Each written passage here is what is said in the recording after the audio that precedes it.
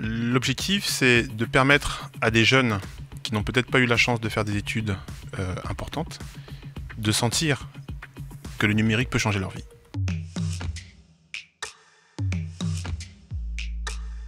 Dans la ruée vers le digital, où va-t-on chercher les talents? Comment se fait-il que vous, les acteurs du numérique, vous parliez encore de carence, de pénurie? Il vous manque ces pépites. Avec notre invité, vous allez voir que lorsque l'on a besoin de compétences, on peut les trouver et surtout les former. Exemple très inspirant en Afrique avec 10 000 codeurs, Douglas Mbiandou est avec nous. Portrait. Douglas Mbiandou est né à Yaoundé. Il quitte le Cameroun à l'âge de 7 ans et grandit à Compiègne pour y suivre une scolarité qui s'achèvera par un diplôme d'ingénieur à l'INSA Lyon. Il démarre sa carrière chez Capgemini, travaille à l'étude et au développement d'applications avant de créer Obgis, un centre de formation en informatique où il collabore avec de grands groupes tels que Total, AXA ou Accor et forme plus de 3000 informaticiens en Europe et en Afrique. Mais en 2015, alors qu'il travaille avec l'État du Congo-Brazzaville, Douglas observe les difficultés rencontrées par les jeunes Africains pour intégrer le marché du travail et décide de se lancer dans un pari ambitieux. Il crée l'association 10 000 codeurs pour les former à un métier offrant de réels débouchés. Son objectif, être un pont entre la jeunesse africaine et l'industrie mondiale du numérique et parvenir à insérer 10 000 talents sur le marché de l'emploi africain d'ici 2025. Bonjour Douglas Mbiandou. Bonjour. On est ravis de vous avoir sur ce plateau avec nous aujourd'hui pour nous raconter d'abord une belle histoire qui est la vôtre puisque vous aviez tout d'une très très belle réussite, ingénieur, patron, seulement ça ne vous suffisait pas. Pourquoi créer cette association il y a 5 ans? Quelle était l'urgence? C'est l'urgence du sens. Nous vivons une période où le sens s'impose à nous. Il y a des problématiques existentielles que nous nous posons. D'habitude, nous les posons autour de 35, 40 ans. Et bien, c'était à peu près à cette époque-là que je me suis dit, ben voilà, il n'y a pas que le business, il n'y a pas que l'argent. Et donc, j'étais en quête de sens. On va voir avec vous que votre but, c'est d'aller chercher les talents du numérique là où ils sont. Ils sont partout, il suffit d'aller les chercher, de les former.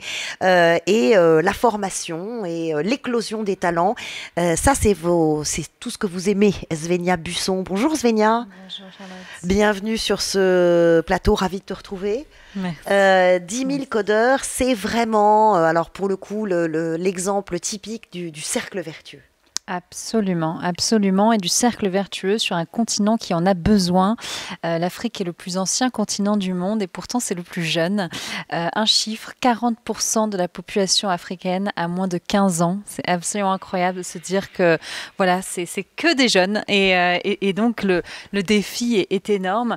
Et en 2050, alors qu'il y aura 10 milliards de personnes sur cette terre, on aura 25% d'entre eux qui seront africains. Et dans ces 25%, 2 tiers auront moins de 30 ans. Donc c'est vraiment, voilà, on a des chiffres assez stupéfiants qui nous montrent l'ampleur aussi de la tâche de former, d'éduquer tous ces jeunes.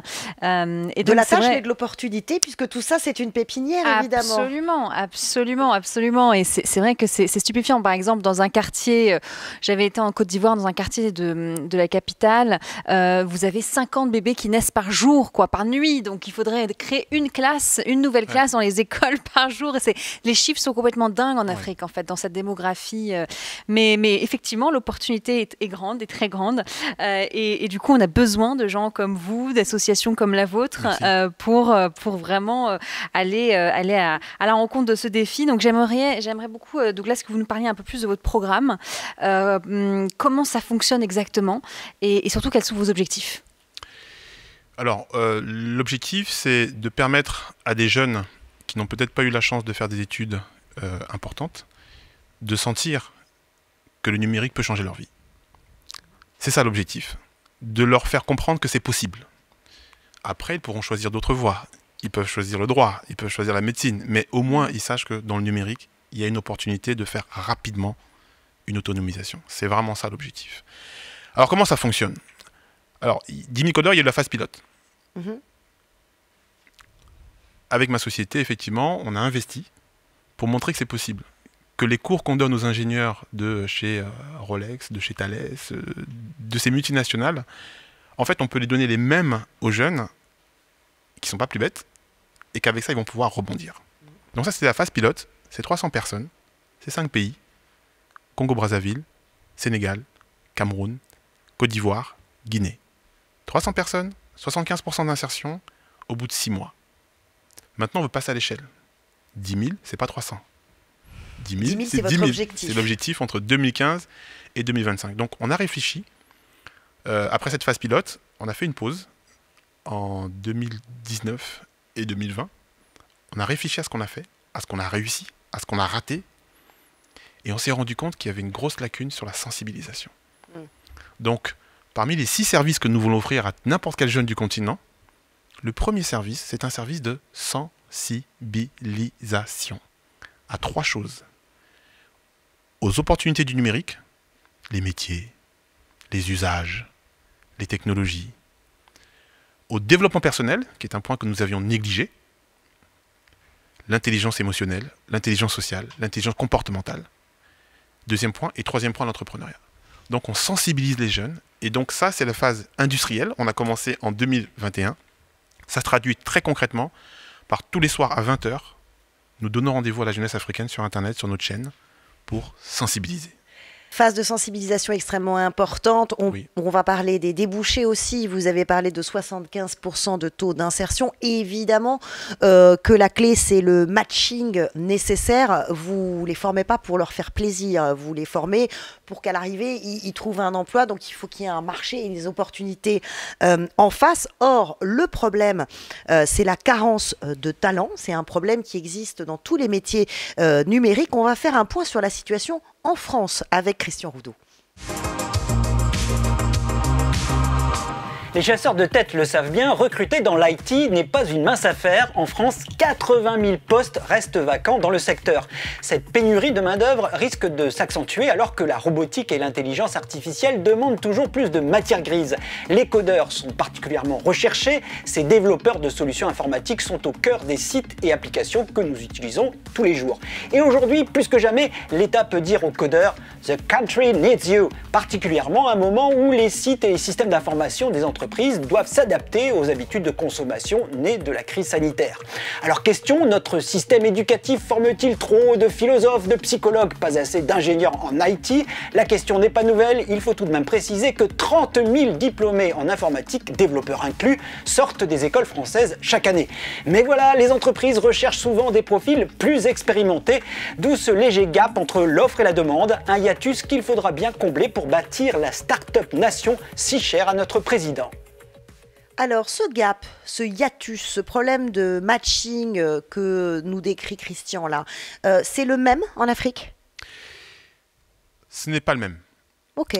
Aujourd'hui, sur le continent, on n'a pas un niveau technologique aussi avancé qu'ici. Je dirais même que dans certaines entreprises, dans beaucoup d'entreprises, on ne sent pas forcément le besoin d'une numérisation.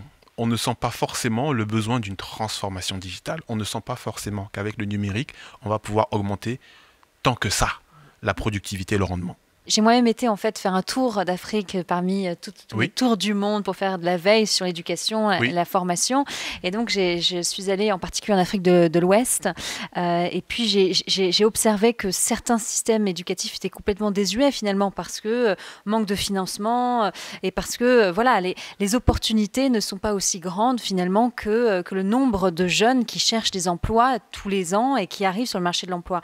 Et selon la Banque africaine de développement, 10 à 12 millions de jeunes africains entrent sur le marché du travail tous les ans pour 3 millions seulement d'emplois créés. En fait, le truc, c'est qu'on a un secteur formel de l'économie qui représente 3% environ de l'économie en Afrique.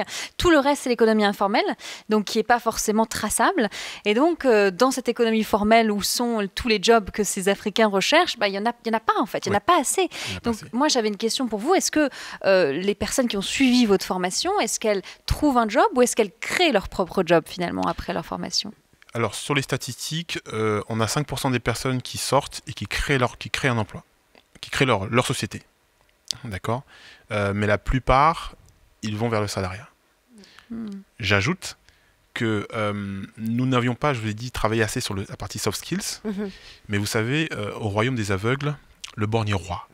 Donc, à partir du moment où ils ont une expertise technique, le marché les a absorbés sans que nous ayons eu vraiment une démarche pour aller chercher des entreprises. Il y en a qui ont fini le programme, techniquement ils sont bons, mais ils m'ont dit qu'ils ont rencontré 10 entreprises et ça n'a pas marché.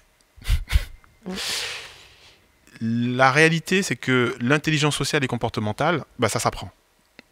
L'éducation, ça s'apprend. Apprendre à regarder quelqu'un dans les yeux quand on lui parle, ça s'apprend. Mais culturellement, des fois, on ne le fait pas. Apprendre à dire je ne sais pas, ça s'apprend. Apprendre à proposer un plan d'action, ça s'apprend. Apprendre à arriver à l'heure, ça s'apprend. Apprendre à travailler en équipe, ça s'apprend. Donc, tous ces éléments qui, pour certains, paraissent naturels, mais qui sont le fruit en fait, d'apprentissage, soit peut-être dans la famille, soit peut-être à l'école, soit peut-être dans le milieu professionnel, beaucoup ne l'ont pas. Oui, il y a une dimension culturelle. Vous parlez aussi souvent, vous évoquez, sans vouloir rentrer dans un sexisme, quand vous parlez des soft skills, vous évoquez souvent les femmes qui peut-être auraient plus naturellement ces soft skills au départ. Je voudrais juste qu'on écoute cette femme et son courage et sa détermination. On n'est pas en 2021, on est en 1982. Qu'est-ce qui vous a poussé à reprendre ces études? La curiosité, la passion pour l'informatique? Voilà, je pense que j'étais très intéressée par l'informatique, absolument. Déjà, au niveau, c'était ça. Hein. J'étais intéressée par l'informatique. Et puis, l'informatique, c'est quelque chose qu'on arrive... un jeu presque, hein. C'est un jeu. Je me suis pris au jeu. J'ai commencé à travailler très, très fort le soir. Enfin, j'ai pris des cours du soir. C'était surtout des cours du soir, hein, puisque c'était fait pour la formation professionnelle continue.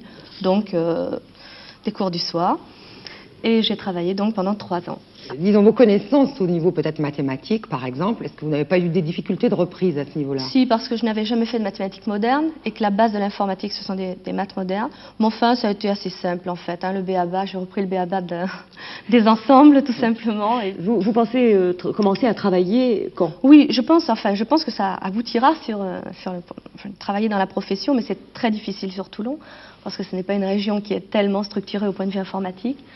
Mais enfin, si vous voulez, pour moi, c'est pas quelque chose d'important immédiatement. Je préfère continuer et arriver à avoir quelque chose d'un bagage plus important. Voilà, une femme au foyer qui n'a pas l'air si effrayée que ça, qui dit après tout, je peux, c'était des cours du soir, c'est pas si compliqué. Qu'est-ce que ça vous évoque quand vous entendez ça? Moi, je m'en réjouis parce que les femmes sont polyvalentes. Et je suis toujours frappé par le fait que la polyvalence des femmes que nous connaissons tous dans le foyer, on ne la retrouve pas suffisamment valorisée dans l'entreprise. Ah bon? Elle reste à la porte de l'entreprise. C'est terrible, c'est catastrophique. Moi, ça m'effraie. On a effectivement besoin des femmes dans la tech. Il y a énormément de produits qui sont créés par des hommes, qui sont pensés par des hommes.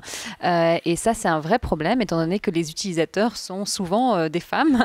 Donc, on a cet énorme problème. Et vous formez un chiffre intéressant, vous formez 10 à 15% de femmes sur les 300 personnes que vous avez déjà formées, alors que les femmes sont très recherchées dans la tech. Et comme je le disais, on a vraiment besoin d'elles. Comment vous expliquez cette très faible proportion de femmes dans vos promos? Nous avons une proposition chez Dimicodeur, parce que notre objectif, c'est de passer de 10-15% à 50%. Et si on fait comme on a fait dans la phase pilote, on ne va pas y arriver. Moi, ce que nous pensons, c'est qu'il faut que les femmes aient des rôles modèles. Regardez par exemple au Ghana ou au Nigeria, les femmes sont émancipées parce qu'elles ont des femmes qui ont réussi à un très très haut niveau et c'est rentré dans les mœurs. Mais dans le monde francophone, par exemple, il n'y a pas cette culture de rôle modèle. Et si on ajoute ça le poids du culturel, ma fille, tu feras ceci, ma fille, tu vas faire ceci, ma fille, tu feras ça, ça ne fonctionne pas. Donc il faut des rôles modèles. Vous parlez des rôles modèles, et ça tombe très bien, puisque nous avons avec nous, en ligne, aujourd'hui, une femme qui est un exemple, qui est un rôle modèle. Bonjour Naboudou, merci d'être avec nous. Vous êtes à Abidjan, en Côte d'Ivoire, vous avez 26 ans, vous êtes architecte informatique, chef de projet pour Youlcom. C'est une entreprise spécialisée dans l'intelligence artificielle, société canadienne implantée sur le continent africain. Ce qui est génial dans votre histoire, c'est que ce n'était pas du tout écrit dans votre destinée. Vous venez d'une famille modeste, dans une région où les filles ne vont pas à l'école. Vous n'avez jamais touché un ordinateur avant le bac. À quel moment le déclic s'est passé? Pour la petite histoire, ça s'est passé à l'université. Disons que j'étais un peu jalouse de voir un peu les garçons s'amuser autant avec les ordinateurs. Donc, Donc, je les poussais beaucoup à m'expliquer ce qu'ils faisaient, comment ça marche, comment on fait telle chose. Même que je démontais mon ordinateur, puis quand je fais mon seul ordinateur et tout. Donc, c'est un peu ça que c'est de là que c'est parti, en fait, ma passion pour l'informatique. Pourquoi vous avez choisi 10 000 codeurs? Pour moi, l'université n'a pas marché. J'avais vraiment besoin d'argent pour pouvoir continuer. Donc, vraiment, 10 000 codeurs tombaient, disons, à point pour moi. Et j'en ai profité comme une opportunité. Qu'est-ce que vous dites aujourd'hui aux jeunes Africains et Africaines qui douteraient en disant c'est trop difficile, c'est pas pour moi? C'est pas difficile. Si tu veux, tu peux. Il faut juste le vouloir. C'est super votre témoignage. Merci beaucoup. Douglas, quand vous entendez ça? Bah, c'est les rôles modèles. C'est le rôle modèle dont les 9700 autres personnes que nous voulons accompagner, ils doivent les voir. Et donc, il faut multiplier l'exposition de Nabounou. Nous voulons 10 000 Nabounou. Et ce qui est vraiment vertueux dans votre programme, c'est l'effet give back. C'est de dire chaque personne qui est passée par le programme rend en fait à l'association après. Comment ça fonctionne? Toujours dans cette idée de rôle modèle, nous y croyons vraiment. Nous pensons que les jeunes ont besoin de rôle modèle, deux types de rôle modèle, des professionnels expérimentés et aussi des jeunes qui viennent de finir et qui viennent d'avoir un emploi. Qui seraient comme des marraines en fait? Tout à fait. Des parrains et des marraines. Des parrains et des marraines qui vont pouvoir voir. Donc c'est pour ça que dans les webinaires qu'on fait, si vous regardez n'importe quel webinaire, on va toujours faire attention pour que sur le plateau, il y ait 3 seniors et au moins un junior.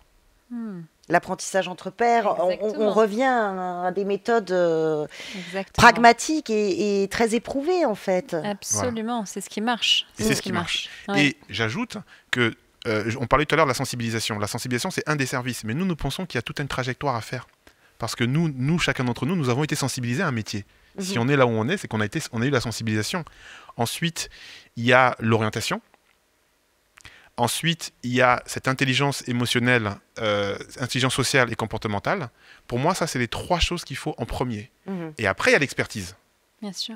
Et après, il y a le réseautage et la visibilité. Et donc, lorsque Nabounou vient dans un de nos webinaires, elle rencontre des grands frères et des grandes sœurs, donc réseautage, et elle est visible à travers la communauté. Et tout ça, pour nous, c'est très, très, très important. Objectif, 10 000 profils insérés dans chacun des 54 pays du continent d'ici 2025. Donc, pour conclure, vous nous dites quoi? Il faut aller aussi dire aux entreprises, qu'elles soient africaines ou internationales implantées en Afrique, et on est là, ils sont chez nous, les talents, venez les chercher. Vous avez été les frapper à leur porte? Ben, il se trouve que et obtenir des financements, du coup, pour votre association. Elle commence à arriver. Je vous donne un exemple. Autodesk, multinationale, Nasdaq, américaine. Aujourd'hui, ils sont sponsors de 10 000 codeurs. Ils ont compris ce qu'on fait. Aujourd'hui, ils soutiennent. Donc, les webinaires que nous réalisons sont soutenus aujourd'hui par Autodesk. Donc, les entreprises vont venir naturellement et nous leur donnons rendez-vous tous les jours à 20 h pour regarder les webinaires 10 000 codeurs.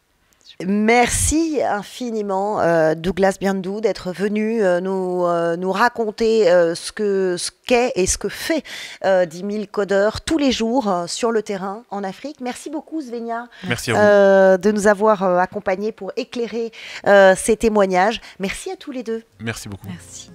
Way, ça continue maintenant et tout le temps, c'est quand vous voulez. Abonnez-vous à Way sur la chaîne YouTube de Salesforce. Vous y retrouverez nos invités, nos chroniqueurs. Activez la petite cloche et dites-nous ce que vous en pensez. Nous lisons vos messages, nous les prenons en compte. Rejoignez-nous sur Way.